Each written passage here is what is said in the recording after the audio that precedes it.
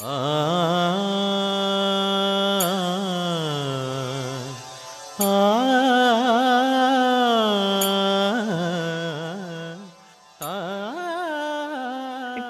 ഉദകപ്പോള വീണ്ടും സിനിമയാക്കാന്നുള്ളൊരു പ്ലാൻ ഉണ്ടായിട്ടുണ്ടല്ലോ അനന്തപത്മനാഭൻ മകന്. അപ്പൊ എന്താ അതിനെപ്പറ്റി എന്തായി അതിന്റെ വർക്ക്? അത് ശരിക്കും പറഞ്ഞാല് അദ്ദേഹം ജീവിച്ചിരുന്നപ്പോഴ് അതിലെ കരുണാകര മേനോൻ എന്ന് പറഞ്ഞ ഒരാളാണ് പ്രധാന കഥാപാത്രം. അത് ശരിക്കും പറഞ്ഞ പണ്ടെപ്പോഴോ ജീവിച്ചിരുന്ന ഒരാളുടെ കഥയാണ്. അതിനെ സിനിമയാക്കണം. അതില് കുറെ കഴുകന്മാര് വരുന്നൊരു ലൊക്കേഷൻ വരെ അദ്ദേഹം നോക്കി വെച്ചിട്ടുണ്ടായിരുന്നു. ഉദകപ്പോളയുടെ ഒരു പാർട്ട്, ഒരു 1-2 ക്യാരക്ടേഴ്സിനെ എടുത്തിട്ടാണ് തൂവാനത്തുമ്പികൾ എന്നുള്ള സിനിമ ചെയ്തിരിക്കുന്നത്. ഉദകപ്പോള എന്നുള്ള നോവലല്ല അത്. അപ്പോ ആ നോവലിനെ ആധാരമാക്കി ഒരു സിനിമ ചെയ്യണം എന്ന് ഇദ്ദേഹം പണ്ട് തന്നെ ഇദ്ദേഹവും ഭരതനും പ്രതാപ് പോത്തനും ഒക്കെ ഒന്നിച്ചിരുന്ന് ഒരുപാട് സംസാരിച്ചിട്ടുണ്ട്.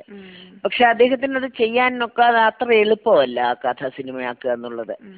അപ്പൊ പ്രതാപ് പോത്തൻ ഇപ്പം അത് സിനിമയാക്കണം എന്ന് പറഞ്ഞ് മകനെ സമീപിച്ചു. അവൻ അപ്പോഴേ പറഞ്ഞു അത് അങ്കിൾ അത്ര എളുപ്പമല്ല അത് സിനിമയാക്കുന്നത് എന്ന് പറഞ്ഞ് അവനെ വിളിച്ച് അങ്ങോട്ട് മദ്രാസിൽ കൊണ്ടുപോയി അവനത് മുഴുവനും വായിച്ച് കേൾപ്പിച്ച് അതിന്റെ ബുദ്ധിമുട്ടുകളൊക്കെ പറഞ്ഞ് മനസ്സിലാക്കി. എപ്പോഴെങ്കിലും ചെയ്യാം, പക്ഷെ അത്ര പെട്ടെന്നൊന്നും നമുക്കത് ചെയ്യാൻ ഒക്കുന്ന ഒരു സംഗതിയല്ല. പിന്നെ ഒന്നാമത് അത് ആ നോവല് പോലെ തന്നെ അങ്ങ് എടുക്കുകയാണെങ്കിൽ അതൊരു, പക്ഷെ പ്രതാപിന് അത് ഒരു അവാർഡ് പടമായിട്ട് അല്ലെങ്കിൽ പുറം രാജ്യങ്ങളിൽ കാണിക്കാവുന്ന ഒരു പടമായിട്ട് എടുക്കണമെന്നാണ് ആഗ്രഹം. പക്ഷെ അതിന് ചെറിയ പ്രിപ്പറേഷൻ പോരാ, ഒരുപാട് നല്ല, അതെ, മുതൽ മുടക്ക് മാത്രമല്ല, അതിന്റെ സ്ക്രിപ്റ്റ് എന്നുള്ളത് വളരെ ഇമ്പോർട്ടന്റ് ആണ്. വളരെ നന്നായിട്ട് ഇരുന്ന് ആലോചിച്ച് എഴുതേണ്ട ഒരു സംഗതിയാണ്. അതുകൊണ്ട് അത് ഇനിയും വളരെ വളരെ നീണ്ടു പോവാൻ ചാൻസ് ഉണ്ട്. അതിനെപ്പറ്റി ആലോചിച്ചു എന്നുള്ളത് സത്യമാണ്. പ്രതാപ് അതിന് ഇന്റർവ്യൂ ഒക്കെ കൊടുത്തതൊക്കെ സത്യമാണ്. അതിനെപ്പറ്റി അനൗൺസ് ചെയ്യുകയൊക്കെ ചെയ്തു. പക്ഷെ ഈ പറഞ്ഞ പോലെ അത്ര എളുപ്പമല്ല അത് സിനിമയാക്കാൻ. അതുകൊണ്ട് അതിൻ്റെതായ സമയം എടുക്കും. ഇപ്പം മലയാള സിനിമയുടെ ഒരു സുവർണ കാലഘട്ടമായിരുന്നു പത്മരാജൻ, ഭരതൻ, ആ ഒരു ടീമിന്റെ ഒരു സമയം. ഇപ്പം ഓരോ പ്രതിസന്ധി എന്നൊക്കെ നമ്മൾ കേൾക്കുന്നുണ്ട്. അപ്പം അദ്ദേഹത്തിന്റെ ഒരു ഭാര്യ എന്ന നിലയിൽ എങ്ങനെ ഈ പ്രതിസന്ധിയെ കാണുന്നത്? എന്താണ് അങ്ങനെ ഒരു തോന്നുന്നുണ്ടോ അങ്ങനെ ഒരു പ്രതിസന്ധിയെ കുറിച്ച്? സത്യം പറഞ്ഞാല് അദ്ദേഹത്തിന്റെ മരണശേഷം ഒരുപാട് പടങ്ങളൊന്നും ഞാൻ കാണാറില്ല. പിന്നെ നല്ലത് എന്ന് പറഞ്ഞ് കേൾക്കുന്ന പടങ്ങൾ കാണാറുണ്ട്. അത് പലപ്പോഴും പ്രിവ്യൂ ഒക്കെ ഉണ്ടപ്പോ ഇപ്പൊ തന്നെ കുട്ടി ശ്രാങ്ക് കണ്ടു. വളരെ ഡിഫറെന്റ് ആയിട്ടൊരു പടമാണ്. പക്ഷെ ഇത് കൊമേഴ്ഷ്യൽ പോയിന്റ് ഓഫ് വ്യൂവിൽ നോക്കുകയാണെങ്കിൽ ഇപ്പം ഈ ഇപ്പോഴെടുക്കുന്ന ഒരുപാട് ചെലവാണ് പടത്തിന്. പണ്ട് പെരുവഴിയമ്പലം എടുക്കുന്ന സമയത്ത് 1.5 ലക്ഷം രൂപയ്ക്ക് ആ പടം തീർന്നെങ്കിൽ ഇപ്പോഴ് ഈ പടം 1.5 കോടി ഉണ്ടെങ്കിൽ തീരാത്തൊരവസ്ഥയാണ്. സാമ്പത്തികമായിട്ട് ഒരുപാട് പിന്നെ കൂടി വരുന്നു. മാത്രമല്ല ഈ അന്ന് ഓരോരുത്തർ വാങ്ങിച്ച റെമ്യൂണറേഷനും ഇപ്പൊ വാങ്ങിക്കുന്ന റെമ്യൂണറേഷനും തമ്മിൽ യാതൊരു താരതമ്യവും ഇല്ല. പിന്നെ എല്ലാറ്റിനും ചെലവ് കൂടുതലാണ്. പിന്നെ ടെക്നിക്കലായിട്ട് സിനിമ ശരിക്കും വളർന്നിട്ടുണ്ട്. ടെക്നിക്കലായിട്ട് ശരിക്കും വളർന്നിട്ടുണ്ട്. പിന്നെ നല്ല സിനിമകൾ ഒട്ടും വരുന്നില്ല എന്നൊന്നും പറയുന്നത് ശരിയല്ല. വല്ലപ്പോഴും ഓരോന്ന്, പണ്ടും അങ്ങനെയൊക്കെ തന്നെ. ഇവരൊക്കെ പടം എടുത്തോണ്ടിരുന്നപ്പോഴും നല്ല പടങ്ങളില്ല. ഈ എക്കാലത്തും ഈ ആവലാതികൾ ഉണ്ടായിക്കൊണ്ടേയിരിക്കും. സിനിമ പ്രതിസന്ധിയിലാണെന്ന് ഒരുപാട് പ്രാവശ്യം പറഞ്ഞാൽ അതിന്റെ സാമ്പത്തികമായ അടിസ്ഥാനത്തിലാണ് ഈ പറയുന്നത്. പിന്നെ എപ്പോഴും നല്ല പടങ്ങൾ, ഒരു 100 പടം അല്ലെങ്കിൽ ഒരു 10 പടം വന്നാല് അതിൽ 1-2 നല്ല പടങ്ങളെ എപ്പോഴും കാണാറുള്ളൂ. നല്ലത് എന്നുള്ള ഈ കാഴ്ചക്കാരന്റെ വ്യൂ അനുസരിച്ചല്ലേ നല്ലതും ചീത്തയും വരുന്നത്. എനിക്ക് നല്ലതെന്ന് തോന്നുന്നത് പാർവതിക്ക് നല്ലതാണെന്ന് തോന്നണമെന്നില്ല. പിന്നെ അതിന്റെ ടെക്നിക്കൽ ഭാഗങ്ങളാണെന്ന് നന്നായിട്ട് അറിയുന്ന ആൾക്കാരെടുത്ത് ടെക്നിക്കലായിട്ട് വളരെ നന്നായിരിക്കും. ചിലപ്പോൾ കഥ, തിരക്കഥ ഈ ഭാഗങ്ങളിൽ അത് നന്നാവണമെന്നില്ല.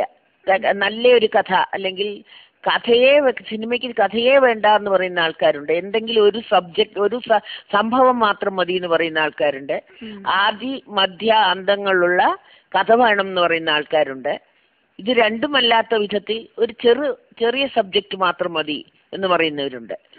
അപ്പോൾ ഇതെടുക്കുന്ന ഡയറക്ടറുടെ കാഴ്ചപ്പാടിനനുസരിച്ച് ഇത് അതിന്റെ രീതികൾ മാറും. അതുപോലെ എല്ലാത്തിന്റെ ഒരു നല്ല ബ്ലെൻഡിങ് വേണം. അതെ, ഇത് വേണം. നല്ലൊരു അടിത്തറയുണ്ടെങ്കിൽ മാത്രമേ നല്ലൊരു ബിൽഡിംഗ് പണിയാൻ പറ്റുള്ളൂ. അതിന് തീർച്ചയായിട്ടും തിരക്കഥ ഒരു നല്ല അടിത്തറയാണ്. ആ തിരക്കഥ ഇല്ലെങ്കിൽ, നല്ല തിരക്കഥ അല്ലെങ്കിൽ ഡയറക്ടർ അത്രയ്ക്ക്, ആ ഡയറക്ടർ തന്നെ തിരക്കഥ എഴുതുന്നതാണ് ഏറ്റവും നല്ലതെന്നുള്ള അഭിപ്രായമാണ് എനിക്ക്.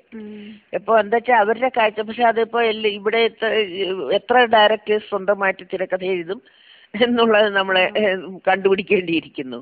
സ്വന്തമായിട്ട് തിരക്കഥ എഴുതാൻ കഴിവുള്ള ഡയറക്ടേഴ്സിന്റെ പടങ്ങള് എന്തൊക്കെയായാലും കുറച്ച് ഡിഫറെന്റ് ആയിരിക്കും എന്നാണ് എനിക്ക് തോന്നുന്നത്. ലോഹിതദാസ് അതെ നല്ലതായിരുന്നു.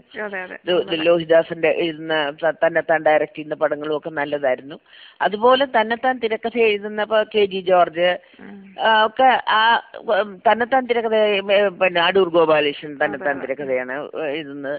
അത് അങ്ങനത്തുള്ള പടങ്ങൾ എന്തായാലും അവരുടെ കാഴ്ച അത് നന്നായിരിക്കും. പിന്നെ വേറൊരു അഭിപ്രായം പറയുന്നുണ്ട്, 2 ഇന്റലിജൻസ് കൂടുമല്ലോ, എഴുതുന്നയാളും കഥാകൃത്തും ഡയറക്ടറും, അങ്ങനെ 2-3 പേര് ചേരുമ്പോ അവരുടെ 3 പേരുടെ അഭിപ്രായങ്ങൾ അതിൽ വരുമല്ലോ എന്ന്, അത് അങ്ങനെയൊരു ഇതുണ്ട്. അതിപ്പം എന്തായാലും തിരക്കഥ നന്നായാൽ മാത്രമേ നല്ലൊരു സിനിമ ഉണ്ടാവുള്ളൂ എന്നുള്ള ഉറപ്പാണ്. ഇപ്പൊ സിനിമയില് പഴയ അന്നത്തെ ആ സൗഹൃദങ്ങളൊക്കെ ഇപ്പോഴും ഉള്ളവരുണ്ടോ? എന്നെ സംബന്ധിച്ച് ആരും നമ്മളിൽ നിന്ന് വേർപെട്ട് പോയിട്ടില്ല. അന്നുണ്ടായിരുന്ന സൗഹൃദങ്ങളൊക്കെ ഇന്നും ഉണ്ട്. അടുത്ത പുസ്തകം ഏതാ മനസ്സിലുള്ളത്? എന്റെ ഞാൻ നേരത്തെ ഒരു സിനിമകളെ കുറിച്ച്, അദ്ദേഹത്തിന്റെ സിനിമകൾ ഉണ്ടായ വഴികളെ കുറിച്ച് ഒരു പുസ്തകം എഴുതി തുടങ്ങിയതാണ്. പുസ്തകമല്ല, ആദ്യം അത് കലാകൗമുദിയില് സീരിയലൈസ് ചെയ്ത് വന്നതാണ്. 10-15 ഇഷ്യൂസ് വന്നു. അത് എന്റെ മകളുടെ കല്യാണ സമയം വന്നപ്പോൾ അത് നിന്നുപോയി. പിന്നെ തുടർന്ന് എഴുതാൻ ഇതുവരെ 3-4 എഴുതി വെച്ചിട്ടുണ്ടെന്നല്ലാതെ അത് കണ്ടിന്യൂ ചെയ്യാൻ പറ്റിയിട്ടില്ല. അതൊന്ന് മുഴുവനാക്കണം എന്നുണ്ട്. സിനിമകളെ ഈ 36 സിനിമകളില്ലെങ്കിലും അദ്ദേഹം ഡയറക്ട് ചെയ്ത 18 പടങ്ങളെ കുറിച്ചെങ്കിലും എഴുതി തീർക്കണം എന്നൊരാഗ്രഹമുണ്ട്. എപ്പോഴാണ് നടക്കുവോ എന്ന് തന്നെ അറിഞ്ഞുകൂടാ. അത് വേണ്ടതാണ്. കാരണം ഒരു അദ്ദേഹത്തിന്റെ ആ ഒരു ഫീലിങ്സും ഒക്കെ ആ ഒരു നമ്മളിങ്ങനെ കണ്ടല്ലേ പരിചയമുള്ളൂ. അതെ അത് എഴുതുമ്പോ ഉള്ള ഒരു അവസ്ഥ, അതെ ഏത് ചുറ്റുപാടിൽ എഴുതി, അതിനെന്തൊക്കെ പ്രയത്നിച്ചു അതിനു വേണ്ടി, ആ പടത്തിന് വേണ്ടി, അതിന്റെ റിസൾട്ട് എന്തായി, അതിൽ ആരൊക്കെ അഭിനയിച്ചു, അങ്ങനത്തെ കാര്യങ്ങളാണ്. അതൊരു നല്ല ഇതായിരിക്കും അറിയാനേ ആ സിനിമ അദ്ദേഹത്തിന്റെ ആ ഒരു എഫക്റ്റിനെ കുറിച്ച്. അത് മുഴുവനാക്കണം എന്നുണ്ട്. കുറെ പടങ്ങളൊക്കെ കുറച്ചൊക്കെ എഴുതി വെച്ചിട്ടുണ്ട്. ഇനി എഴുതാൻ സമയവും സൗകര്യം എനിക്ക് ശരിക്കും കിട്ടുന്നില്ല എന്നുള്ളതാണ് സത്യം.